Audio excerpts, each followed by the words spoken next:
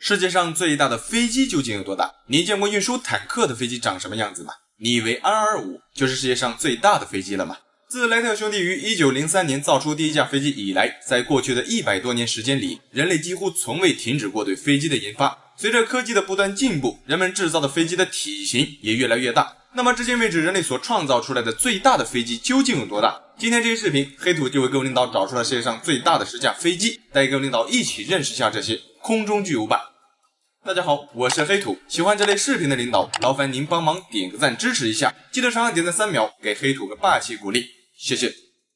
好，第10个安22运输机，这是人类历史上制造过的最大的涡轮螺旋桨飞机，它是由前苏联安东诺夫设计局在1962年研制的一种重型军用运输机，主要被用来运送坦克、汽车、火箭发射车以及导弹运输车等等一些大尺寸、大重量的军事装备。这架飞机搭载了4台涡桨发动机，每台发动机可向外输出15000轴的马力，它可以载重80吨的货物，以每小时超过680公里的速度连续飞行5000公里。如果加满一箱油，它的航程最多可达1.1万公里，几乎可以覆盖大半个地球。这就意味着它可以将导弹以及各种重型军事装备在短短的几个小时之内运送到地球上绝大多数的地方。22运输机的最大起飞重量可达250吨，这架飞机的机身长度达到了 57.92 米，高度为 12.53 米，翼展长达 64.4 米，它的货舱容积更是达到了640立方米。毫不夸张的说，它甚至可以装下一个小型的重型装甲连。对了，更重要的一点就在于这个大家伙的起降能力。别看它体型大，但是这个家伙具备降落在一些野战机场的能力，因为它属于螺旋桨飞机，在着陆的时候，它的螺旋桨可以反转，从而缩短着陆时的距离。这一点是很多喷气式飞机都不具备的。拥有这项功能，就可以将一些军事装备运送到各种极端的地方。它的性能就是放到今天来看，依然非常强悍。要知道，这可是上个世纪的产物，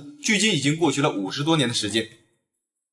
好，第9个里海怪物，这是前苏联在1966年制造的一种大型地效飞行器。在1966年至1988年间，它曾是世界上最大最重的飞机。其实确切点说，它其实是一种地效飞行器。所谓地效飞行器，就是一种利用地面效应提供支撑力，从而实现飞行的一种运载工具。而里海怪物实际上就是一种巨型的地效飞行器，它的机身长度达到了 106.1 米，翼展为40米。这个大家伙配备了8台涡喷发动机，它能够以每小时800公里的速度穿梭在海面上，并且不会被任何雷达发现。这种飞行器的优势就在于它要比大多数的飞机的载重能力更强。里海怪物的起飞重量高达500吨，它的机身上方配备了6枚超音速反舰导弹。由于它主要都是在贴近海面1到5米的高度飞行，所以这种大型飞行器其实更像是一艘会飞的航母。除此之外，它不仅可以在水上进行超低空飞行，同样也可以在沙漠、雪地、沼泽地这种极端的环境下实现低空飞行，性能极其强悍。遗憾的是，从诞生至今，这种大型飞行器只建造了1艘，并且在1980年就已经坠毁，沉在了海里。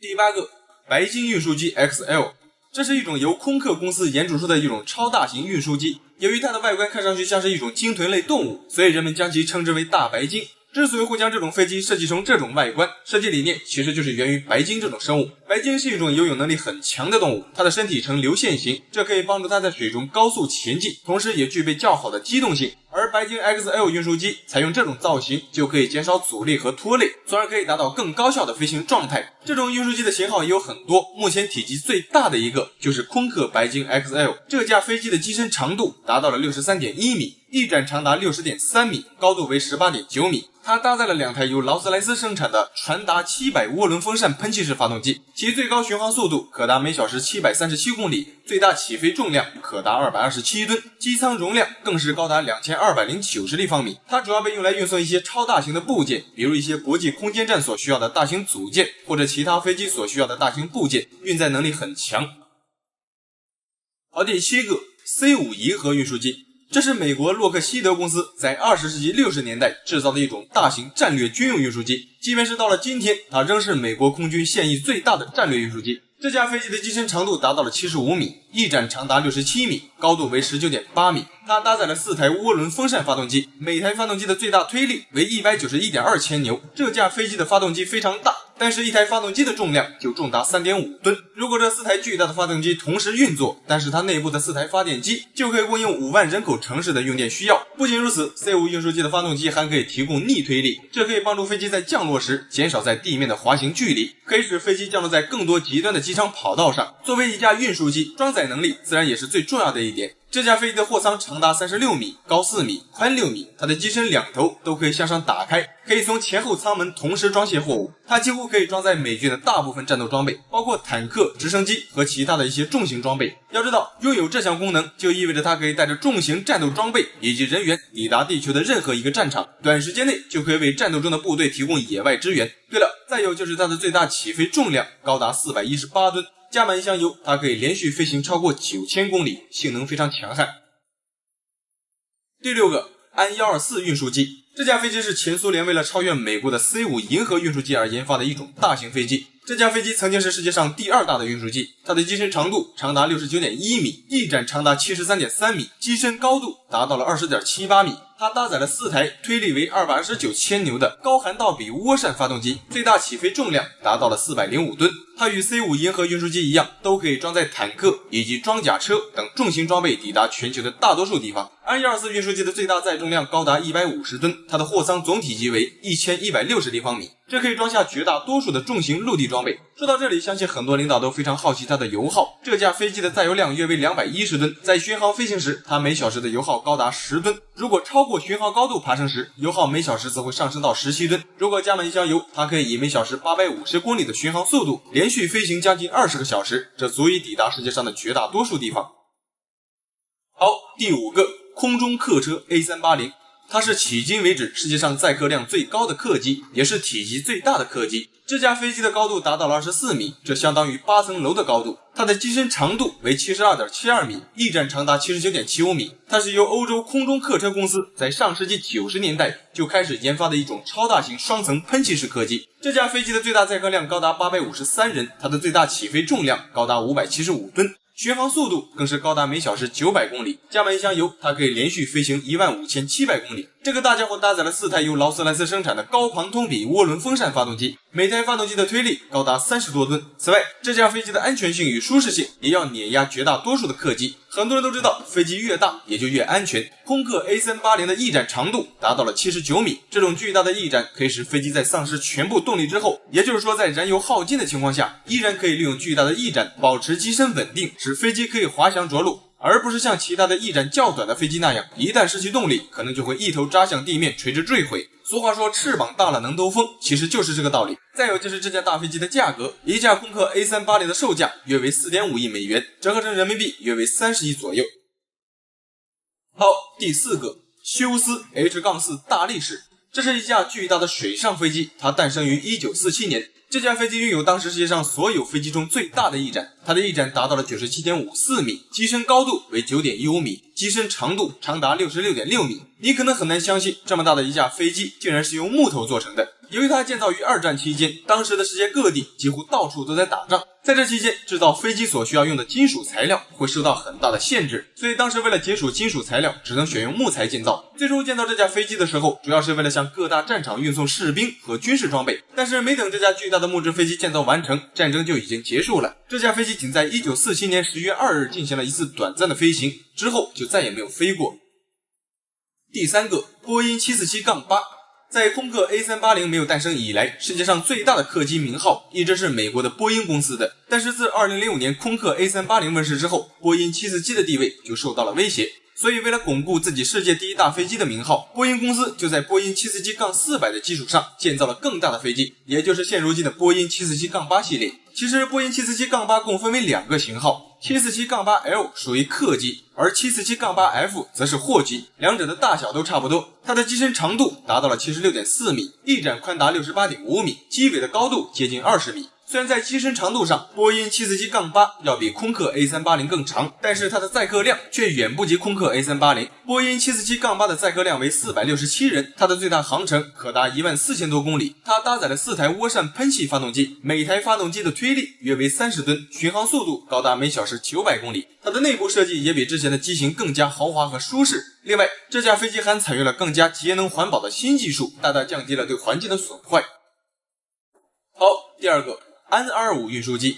它是一架起飞重量高达640吨的超大型运输机，也是目前全世界机身最长、承载重量最大的飞机。它是由安东诺夫设计局在1988年研制的一种超大型军用运输机。这架飞机的机身长度达到了84米，它的翼展宽达88.4米，机身重量为175吨。它搭载了6台涡轮风扇发动机，每台发动机的推力高达20多吨，它可以装载250吨的货物飞上天空。如果在满载油量的情况下，它可以以每小时800公里的巡航速度连续飞行15400公里。续航能力极强，如果将这架巨大的飞机改为客机，估计它能够一次性搭载1500到2000名乘客，这几乎是目前世界上最大的客机空客 A380 的4倍。安225的货舱容积为1300立方米，它可以一次性装下16个集装箱，像一些大型的航天设备以及其他的一些大型设备的部件，它都可以装得下。但就是这么强悍的一架大型运输机，在2022年的3月，由于战火的原因遭到摧毁。可惜的是，这种强大的飞机至今为止在全世界仅制造了1架，而这仅有的1架已经被摧毁，非常可惜。好，第一个，巨型双生飞机，它是世界上最重和最宽的飞机。这架飞机的全称为平流层发射巨型双生飞机，该飞机采用的是非传统的双机身设计。这架飞机的翼展宽达117米，机身长度为73米，高度为15米。它是目前人类制造的翼展最大的飞机。这种巨型飞机的运载能力相当惊人，它可以将实际重量高达250吨的火箭运送到10000米以上的高空中发射，目的就是为了降低火箭从地面直接发射所产生的燃料成本。这样的发射方式不仅可以忽略地面不利天气所带来的干扰，另一方面也可以节省燃料，因为火箭直接从空中发射，就不用从零开始加速。整架飞机共有28个车轮和6台涡轮风扇发动机，每台发动机可以为机身提供大约25吨的推力。它的最高飞行速度可达每小时850公里。另外，虽然它有2个机身，但驾驶舱却只有1个。飞行员只需要坐在机身右侧的驾驶舱内驾驶飞机即可，左侧的机身驾驶舱其实是一个虚拟驾驶舱，因为它的内部并没有任何飞行控制系统。好了，这期视频就到这里了，觉得还不错的领导记得帮黑土点个赞，谢谢。世界上最大的老鹰究竟有多大？你见过翼展长达3米的猛禽吗？你知道座山雕究竟有多可怕吗？我们都知道，鹰是一种凶猛的肉食性动物，在全世界范围内生活了有多达上百种不同品种的鹰科动物，但无论是其中的哪一种，都具备非常凶猛的性情，一些体型较大的甚至都能够捕杀人类的小孩。如果你在野外遇到这类猛禽，请一定要远离它，因为它们有足够的能力抓瞎我们的双眼，甚至撕破我们的皮肉。今天这期视频，黑土就给领导找出了世界上体型最大的10种猛禽，带给领导一起认识下这些空中霸主。大家好，我是黑土，喜欢这类视频的领导，劳烦您帮忙点个赞支持一下，谢谢。好，第10个，蝎尾雕，它是澳洲大陆上体型最大的猛禽。蝎尾雕的体长可达1米以上，体重可达10斤以上，翼展最长可达 2.3 米。这种大型猛禽分布在澳大利亚的大部分地区，它的狩猎能力很强，特别是抓兔子。据观察发现，蝎尾雕的大部分食物来源都是以兔子为主，毕竟在澳大利亚最不缺的就是野兔子。除了野兔，它还会捕杀一些蛙类、蜥蜴、鱼类等等一些小型动物。如果遇到食物匮乏的时候，它们也会像秃鹫那样去寻找动物尸体充饥。蝎尾雕的食量很大，一顿饭它就可以吃下相当于自身体重1半的食物。与大多数的鸟类一样，它也是一夫一妻制，只不过关系不太稳定。如果一只死了，另一只则会毫不犹豫的再去另寻新欢。它们的性情也非常凶猛，从雏鸟开始就可以显露出来。当食物短缺的时候，体型较大的幼鸟则会将另一只较小的幼鸟杀死并吃掉，非常残忍。好，第9个，虎头海雕。这是一种生活在亚洲东北部沿海地区的一种大型猛禽，它是海湾上空体型最大的猛禽。这个家伙的体长最长可达1米，翼展可达 2.4 米，平均体重都在10斤以上，最重接近20斤。从视频上看上去它们似乎并没有多大，但当你走近后就会发现，这个家伙实际上与一个3岁小孩差不多大。它们通常都活动在一些海岸和河谷地带，在我们国家的山西、河北、东北地区，有时候也能发现它们的身影，不过极为罕见。在野外，虎头海雕主要靠捕食鱼类为食，有时候也会捕杀陆地上的一些中小型哺乳动物，像一些野兔、鼠类、狐狸等等，都有可能成为虎头海雕的猎物。像绝大多数的猛禽一样，在捕猎时，它会从空中俯冲向猎物，然后利用它那犹如刀子一样锋利的爪子，将猎物狠狠地抓住，直到将猎物抓死，它们才会降落到干燥的地方，将猎物吃掉。千万不要小看它这个爪子，用力那么一抓，它就可以轻易地刺穿我们的手臂，非常强悍。第8个，白头鹰。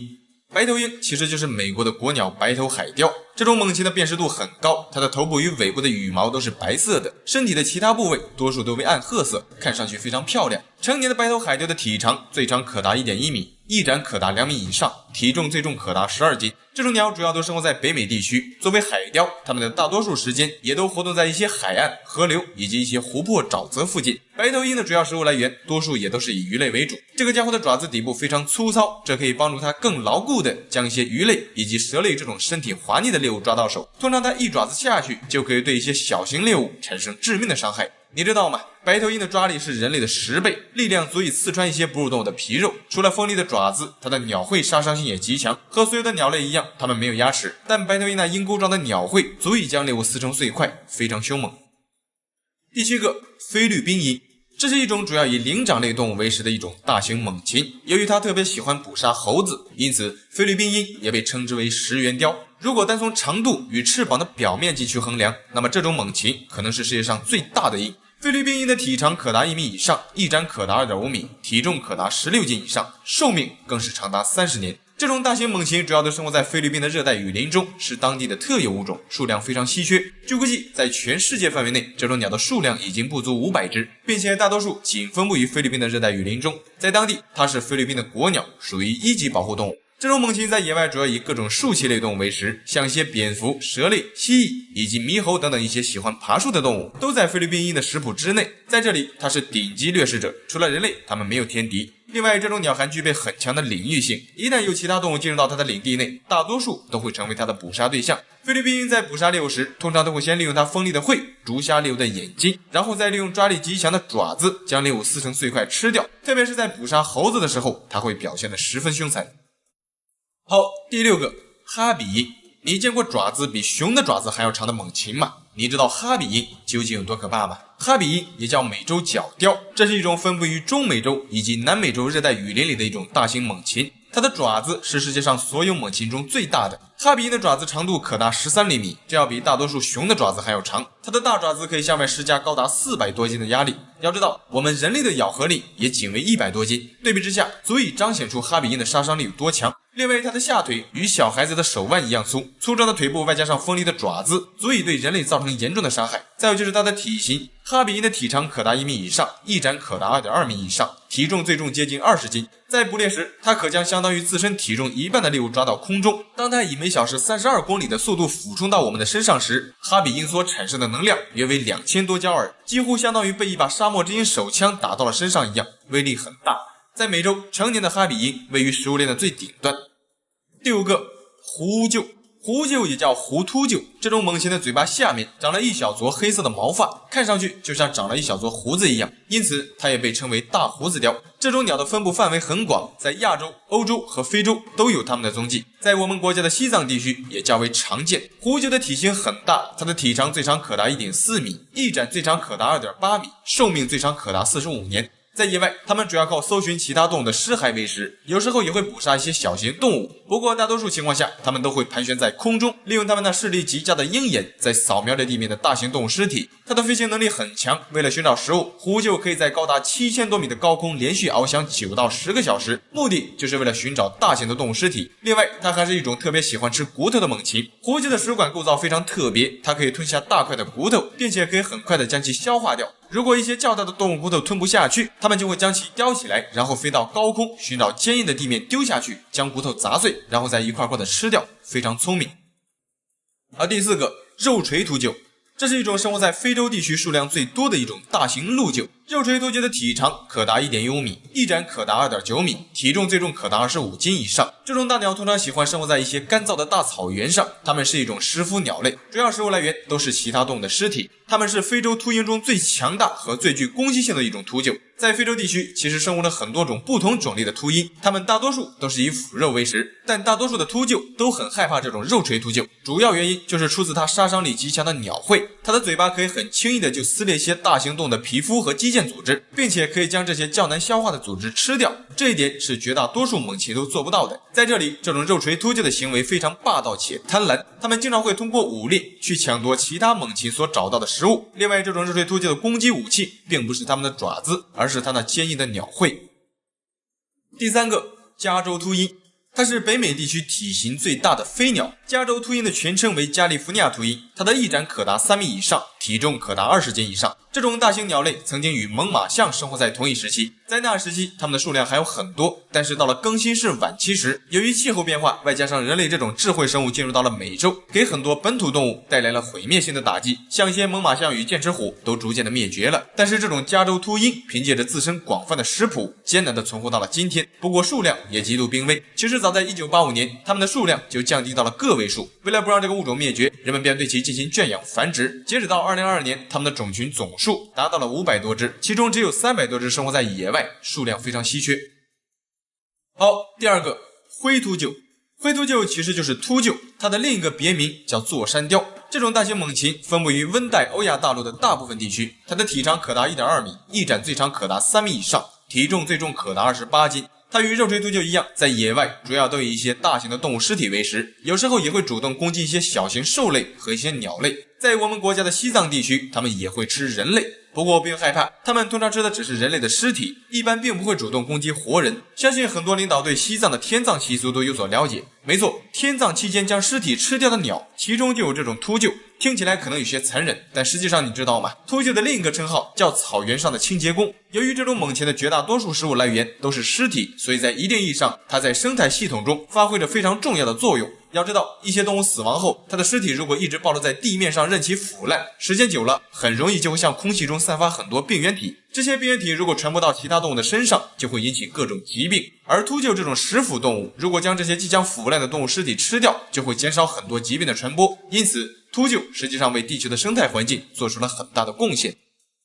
第一个，安第斯秃鹰，它是地球上现存体型最大的飞鸟，也是最大的猛禽。安第斯秃鹰也叫安第斯神鹫，它的最大翼展为 3.3 米，体长可达 1.3 米，最大体重为30斤。这种鸟的脖子上长有一圈白色的羽毛，看上去像是戴了一个白色的围巾一样。它们主要都分布在南美洲的安第斯山脉附近，通常都栖息在一些海拔3000到5000米的岩壁上。它们与大多数的秃鹰一样，主要也是靠吃腐肉为生，有时候也会去捕杀一些小型猎物。这个大家伙虽然体型看上去非常威猛，但它的战斗力并不怎么出色。安第斯秃鹰的爪子比较直，爪尖也不够锋利，通常不能够像其他的一些猛禽一样，通过爪子去攻击猎物。简单点说，就是它的这双爪子基本上不具备什么杀伤性，并不适合作为武器使用，主要作用就是用来在地面上行走。在捕杀一些小型猎物的时候，它多数都是靠嘴巴上的弯曲的鸟喙反复的对猎物进行撕扯，所以别看这个家伙体型大，实际上它们的狩猎技能并不强。另外就是这个大家伙虽然经常吃一些腐肉，但它们的寿命却依然很长。安第斯秃鹰的生长速度极为缓慢，从幼鸟到成年，它们就需要7到10年的时间。在野外，成年后的安第斯秃鹰除了人类几乎没有天敌。野生的安第斯秃鹰的寿命可达50年以上，圈养的更是高达70多年。它们与其他的秃鹫类猛禽一样，通过吃腐肉阻断了疾病与细菌的滋生，为生态系统发挥着极其重要的作用。好了，这期视频就到这里了，觉得还不错的领导记得帮黑头点个赞，谢谢。世界上最可怕的武器究竟是什么？你以为核弹就是杀伤力最强的武器了吗？你知道气象武器究竟有多变态吗？自广岛和长崎的2颗原子弹爆炸过后，在很长的一段时间里，人们认为地球上威力最大的武器就是原子弹了。但随着氢弹与其他威力更强大的核武器一个一个的被造出来，原子弹在人类的印象里排名似乎有些波动，但归根结底，它们都属于核武器。那么至今为止，地球上真的没有比核武器威力更可怕的武器吗？当然是有的，只不过由于这些武器的毁伤能力极强，一旦使用，很有可能会给人类带来灭顶之灾。所以出于安全考虑，这类武器一直被禁止研发，多数都处于概念状态。今天这期视频，黑土就给各位领导找出了6种比原子弹更可怕的东西，带各位领导一起认识一下这些变态的武器。大家好，我是黑土，喜欢这类视频的领导，劳烦您帮忙点个赞支持一下，记得长按点赞3秒，给黑土个霸气鼓励，谢谢。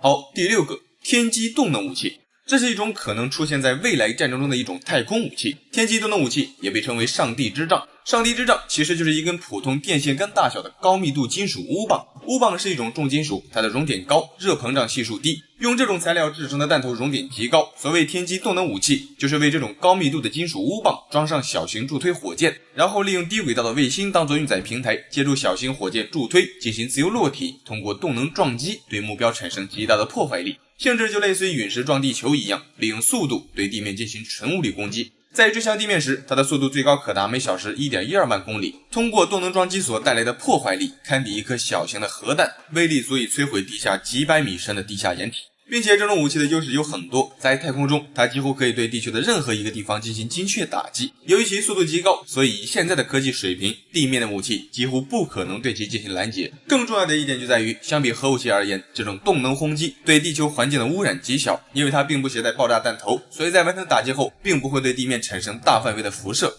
这种武器一旦研发成功，它就类似于一种干净版的核武器。不过由于想要成功将这种金属钨棒带上太空，往往需要耗费大量的资源，所以相比常规的核武器而言，研制这种天基动能武器的费用过于昂贵，外加上还有很多技术问题没有被攻克，所以这种武器至今为止仍是一种概念武器。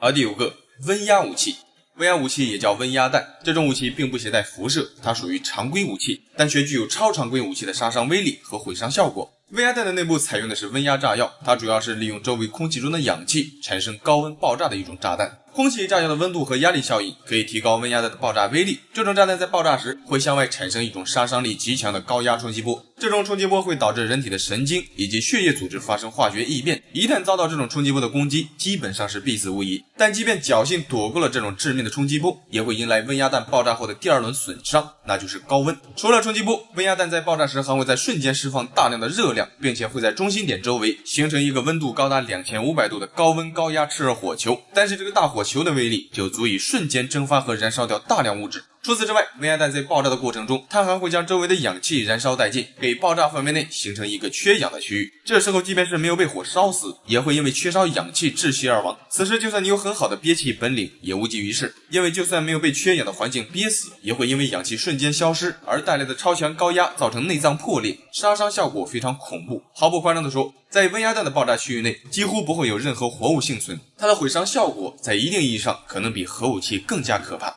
由于温压弹在封闭空间内使用的杀伤效果更加显著，特别是对付一些藏在地下洞穴内的敌人，这种武器仅需投放在一些地下工事的入口处，但是爆炸瞬间所产生的高压冲击波就足以对洞穴内部的人员造成毁灭性的打击。由于温压弹的破坏力巨大，并且成本又不高，所以这种恐怖的武器也被称为亚核武器。但是一颗重达6吨的温压弹就足以将方圆600米以内的一切生物燃烧成灰烬，非常可怕。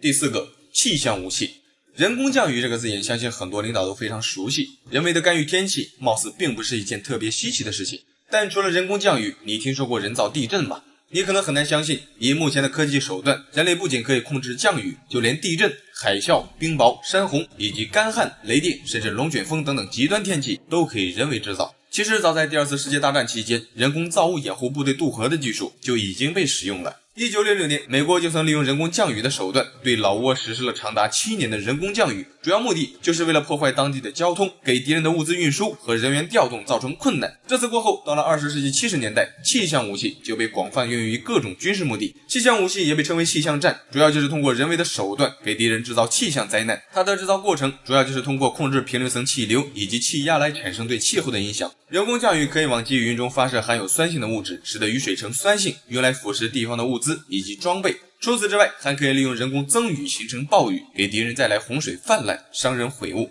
再有就是人造地震，地震的形成是由于地壳运动所产生的震动所导致的，而以现代人类的科技手段是完全可以人为的干预地壳运动的，比如在地下利用爆破的手段，使得地壳发生变化，从而诱发地震的发生。说到这里，你可能还没有意识到这种气象武器的威力究竟有多大，它的杀伤性实际上比核武器还要恐怖。要知道，这种武器主要就是通过向外释放较少的能量，激发自然界气象变化所蕴藏的巨大能量，从而形成类似于蝴蝶效应的超强能量释放，其毁伤能力和破坏程度要比其他的杀伤性武器大得多。再有就是一旦使用气象武器，由于人为干预自然环境，会对地球的生态带来连锁性的自然灾害，这种灾害可能会波及到全球，从而对人类的生存构成巨大的威胁。所以为了避免影响到生态环境，这种气象武器在很多地方也遭到了抵制。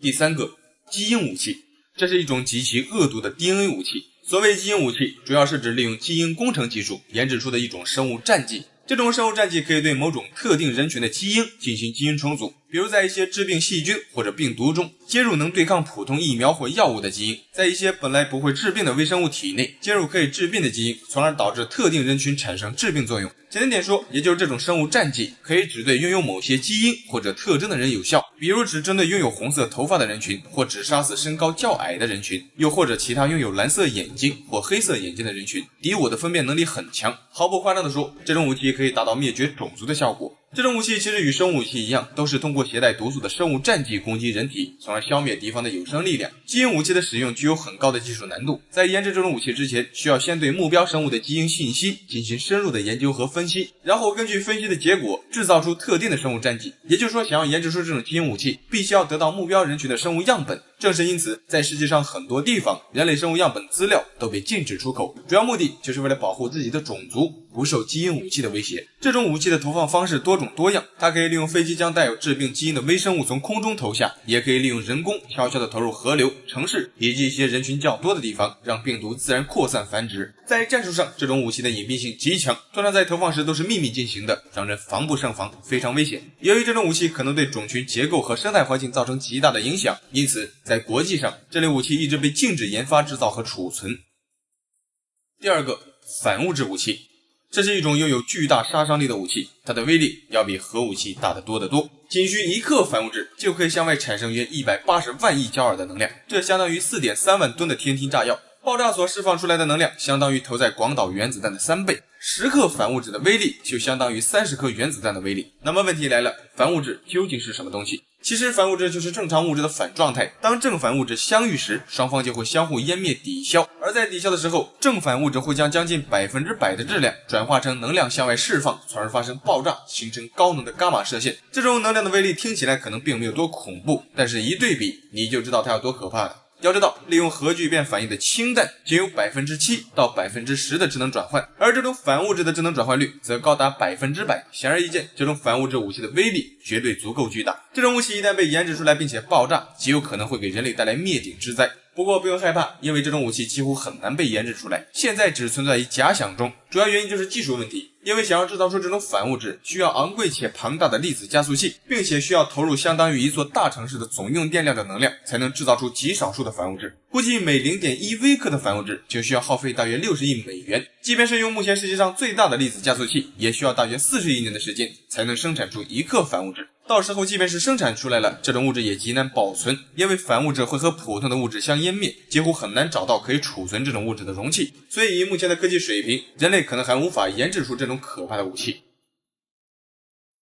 好，第一个，古弹。古弹其实也属于核武器，只不过它的威力与破坏力要远胜于常规的核武器。至今为止，古弹与以上的那些武器一样，也是一种只存在于假想中的武器，但是不同之处就在于人类完全有能力将这种古弹制造出来，但是由于古弹的威力与破坏力足以威胁到整个人类的生存，所以出于安全考虑，人类轻易是不敢制造出这种能够毁灭世界的武器的。古弹其实就是在第3代核武器中子弹的外边包裹上一层钴酒，从而增强更大的威力以及辐射的一种低当量小型氢弹。我们都知道，氢弹是在原子弹的基础上外面包裹上一层热核材料，由裂变反应放出热量，导致聚变反应，从而释放出更多的能量。而3相弹则是在氢弹的外边再包裹上一层贫铀材料，让其裂变聚变再裂变，从而再次突破爆炸的威力。而这种古弹就是在中子弹的外边包裹上钴酒这种材料，形成一种杀伤效果极大的核武器。实际上它仍属于核武器，只不过威力要远超绝大多数的核武器。这种钴酒本身并没有放射性，但是当中子弹爆炸时发出的中子打在这种钴酒身上，就会将钴酒转化成放射性同位素钴60，然后以尘埃的形式落回到地面，从而对地球形成污染。钴60是一种高能伽马射线源，它具有长期的放射性危害，辐射极强。